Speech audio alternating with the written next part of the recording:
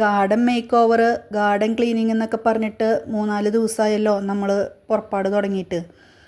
അപ്പോൾ അതിൽ അടങ്ങി ഒതുങ്ങിയൊരുത്തിലിരുന്നിരുന്ന ചെടികളെ മുഴുവൻ കൊണ്ടു നടക്കലായിരുന്നു നമ്മുടെ പണി.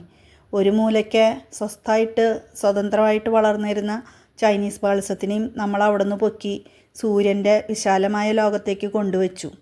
സൂര്യൻ്റെ അടുത്തേക്ക് കൊണ്ടുവയ്ക്കുക മാത്രമല്ല, നമ്മൾ ആഘോഷമായിട്ട് കുറച്ച് വളങ്ങളും ആൾക്ക് കരുത്ത് കൂടാൻ വേണ്ടിയിട്ട് കൊടുത്തിട്ടുണ്ടായിരുന്നു. അപ്പം നമ്മൾ ഷോർട്ട് വീഡിയോയിൽ പറഞ്ഞ പോലെ പണി കിട്ടിയെന്ന് പറഞ്ഞല്ലോ.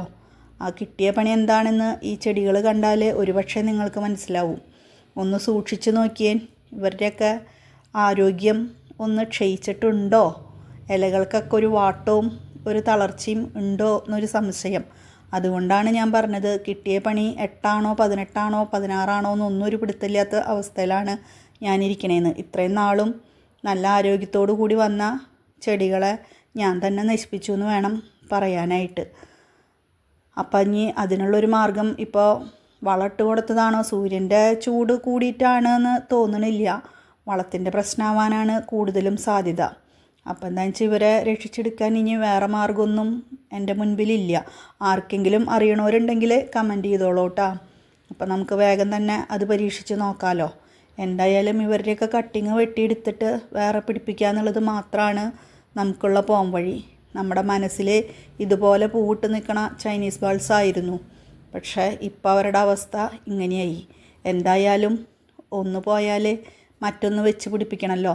അപ്പം നമ്മൾ ഓൺലൈൻ സൈറ്റിൽ നിന്ന് കാലിഫോർണിയ പോപ്പിയുടെ വിത്തുകൾ വാങ്ങിച്ച് വെച്ചിട്ടുണ്ടായിരുന്നു. അപ്പം നമ്മൾ അത് നട്ടു കൊടുത്തിട്ടുണ്ടെന്ന്. ഈ കാലിഫോർണിയ പോപ്പി എന്ന് പറയുന്ന ചെടിയുടെ വിത്ത് വളരെ ചെറുതാണ് കേട്ടോ, നമ്മുടെ കടുകിൻ്റെ അത്രയൊക്കെ കഷ്ടേ ഉള്ളൂ. അപ്പോൾ അതുകൊണ്ട് തന്നെ വലിയ ആഴത്തിലുള്ള കുഴിയൊന്നും എടുത്തിട്ട് വേണ്ട അവരെ നട്ടു കൊടുക്കാനായിട്ട്.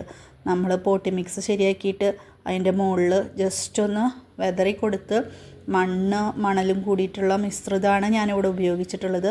അപ്പോൾ അത് തന്നെ ഒന്ന് മുകളിൽ കൂടെ തൂവി കൊടുത്ത് നനച്ച് കൊടുത്താൽ മതി. ശരിക്കും പറഞ്ഞാൽ ആ നനവിൻ്റെ ഫോഴ്സ് കൊണ്ട് തന്നെ ഇതുപോലുള്ള വിത്തുകളൊക്കെ മണ്ണിൻ്റെ ഇടയിലേക്ക് പോകും എന്നാണ് പറയുക.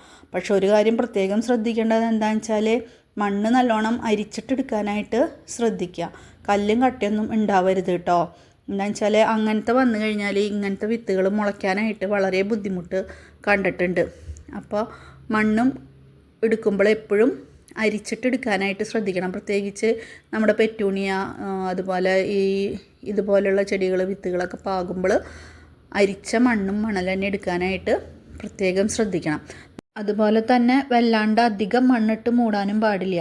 മുമ്പ് പറഞ്ഞ പോലെ ഒരു ചെറിയ നനവിൻ്റെ ചെറിയൊരു ആഴുണ്ടായാൽ മതി അവർ താന്നു പോവാനായിട്ട്.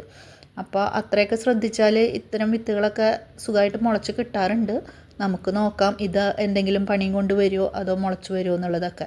നമ്മൾ 1-ാം തീയതി തൊട്ട് നമ്മൾ പാവി തുടങ്ങാമെന്നും പറഞ്ഞ് വെച്ച വിത്തുകളാണ്. അവരിനിയും കുറച്ചും കൂടിയും പേര് വെയിറ്റ് ചെയ്തുകൊണ്ടിരിക്കുന്നുണ്ട് കേട്ടോ. ഇന്നും നമ്മുടെ പണിയൊക്കെ കഴിഞ്ഞപ്പോൾ രാത്രിയായിട്ടുണ്ട്. ഇവരെയൊക്കെ ഒന്ന് നനച്ച് കൊടുത്ത് ഒന്ന് ഫ്രഷാക്കി നിർത്തിയിട്ട് നമ്മൾ ഇന്നത്തെ പണികളൊക്കെ അവസാനിപ്പിച്ചു കേട്ടോ.